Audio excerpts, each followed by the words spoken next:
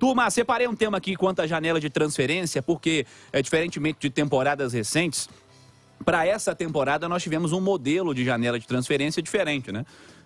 Uma abertura de janela durante o campeonato que limitou, inclusive, as transferências internas aqui no nosso futebol.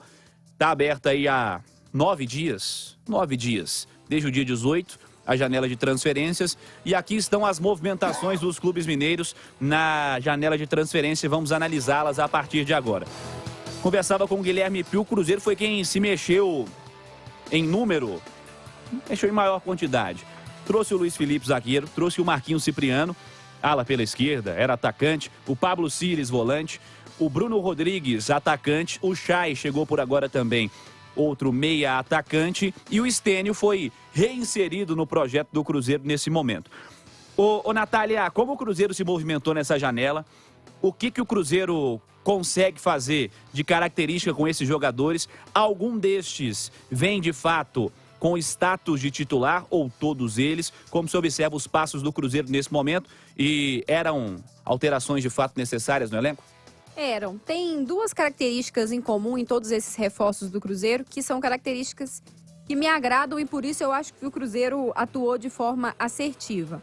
Primeiro, trouxe jogadores com características, com potencial para ocupar lacunas que ele tem no elenco e com características diferentes. Por exemplo, ele não tem hoje, com a lesão do João Paulo, ele não tem hoje um cara com qualidade para ser um articulador ali no meio e que ainda consiga atuar ali também lá na frente, aparecer dentro da área. Trouxe o Chay. Depois que o Jajá se lesionou, ele perdeu um cara com potencial de arrancada, de drible, de velocidade, de cortar para o meio, de fazer uma jogada individual. Trouxe o Bruno Rodrigues, que eu vejo potencial para fazer isso. Ele tem o esquema do Pesolano hoje, necessita muito dos seus dois alas, né? Se tornaram peças importantes dentro desse esquema, porque são caras que têm uma responsabilidade defensiva, mas tem muito espaço para apoiar. Trouxe o Marquinhos Cipriano, que é um atacante barra lateral, então acho que ele conseguiria desempenhar bem essa função. Trouxe um reforço para a zaga, já que o Wagner tem sido pouco utilizado e é um cara jovem, com potencial.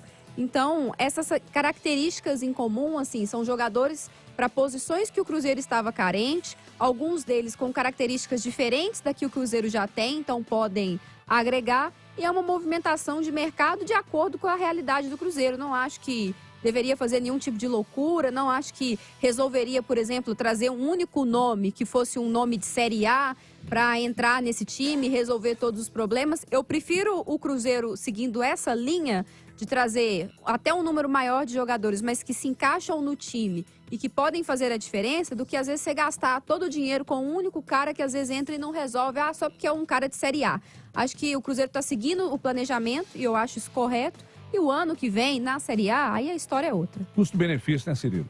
Cara, a característica da temporada, o desempenho do Cruzeiro na temporada, ele indicou que talvez não fosse necessário, e eu já dizia isso há algum tempo aqui na Itatiaia, trazer o famoso reforço para buscar no aeroporto. Tá muito tranquilo, né? Para a temporada não há necessidade. É que a campanha, ela faz sobrar tanto que o Cruzeiro pode se dar ao luxo de trazer esses jogadores aqui. Primeiro, o time é muito organizado. Então, dificilmente alguém vai entrar e não vai se encaixar. Porque quem está entrando... Vamos ver o Estênio aí na chegada, né? Os caras entram e conseguem... Eu esqueci do Estênio. Também Sim. é um cara para suprir essa lacuna que o Jajá deixou, né? E assim, entra, o time é tão ajustado que os caras já sabem o que precisa fazer. Dá menos trabalho para o treinador alinhar com esses jogadores a entrada de cada um deles no sistema, porque o sistema está muito bem definido, está funcionando muito bem. E o Cruzeiro tem margem para chegar, testar, se não der certo, o Pesolano ajeitar em outra posição, fazer uma outra formatação usando esses atletas. Vai bem ao mercado, gasta pouco, faz testes, tem ponto de sobra para fazer testes tranquilamente, para que jogadores que estão no grupo, obviamente para o elenco do ano que vem, muitos deles eu acho difícil que permanecerão. O Cruzeiro vai precisar, a gente estava discutindo isso aqui anteontem, eu e Edu. O Cruzeiro vai precisar ir ao mercado para, no mínimo, uma meia dúzia de jogadores de gabarito, com grife.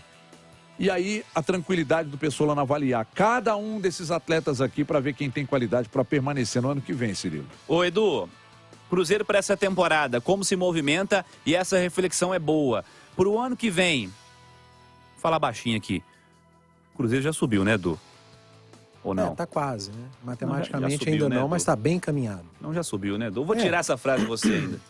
Tá O bem Cruzeiro já encaminhado. subiu, tá bem encaminhado. Muito bem encaminhado. Bem encaminhado já é um passo, Edu. Quase. Super bem encaminhado, tá muito próximo, é questão de tempo para confirmar matematicamente, até porque segue jogando bem, né? Sim. Teve alguns tropeços, uma oscilação que para mim foi muito mais física do que técnica, até porque tecnicamente tá na média, né, dos outros times, mas é um time, é uma equipe que se entrega muito e é aquilo que o Everton acabou de dizer. Eu acho que o primordial do Cruzeiro nesse turno de Série B foi a organização. Se em algum momento faltou fôlego, não faltou organização em jogo nenhum. Tinha jogo que tinha, o Cruzeiro vai perder. Não. A organização fez com que o Cruzeiro fosse lá e vencesse por 1-0. Eu estive conversando com os nossos companheiros da Rádio Gaúcha no final de semana, e eles falando a respeito do Grêmio, me perguntando sobre o Cruzeiro, eu falei, tem uma diferença muito grande entre o Cruzeiro e o Grêmio.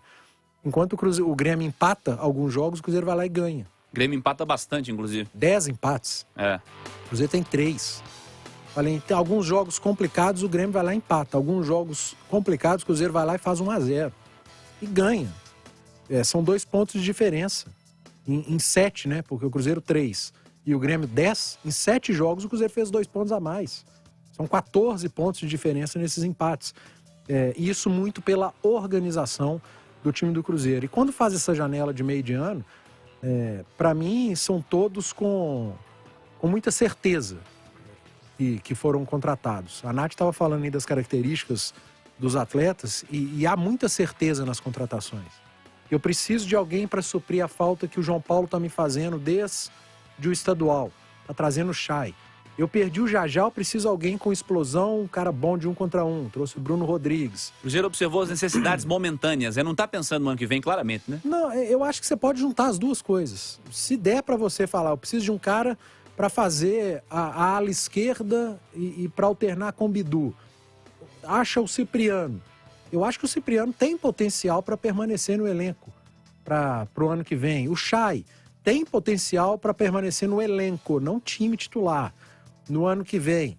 Alguns outros têm potencial para serem titulares. O goleiro, Rafael Cabral, Neto Moura, William Oliveira. Eu acho que esses caras têm potencial. O próprio Oliveira, o Lucas Oliveira, zagueiro. Mas, enfim, todos esses nomes que o Cruzeiro trouxe agora, nessa janela, foram com certeza de que pode contratar, que eles vão se encaixar e pelas características são necessidades do atual elenco. Ali na frente a gente vê, tem jogador que veio agora com contrato até dezembro. Para um teste, um período de teste mesmo. Se render o que o Pesolano, a diretoria esperam, talvez fiquem, tenham um contrato renovados, mas eu acho que foi muito por característica e todos eles com certeza de que chegam para suprir aquilo, as lacunas que o Pesolano, a comissão técnica detectaram nesse turno do Campeonato Brasileiro. Ô Everton,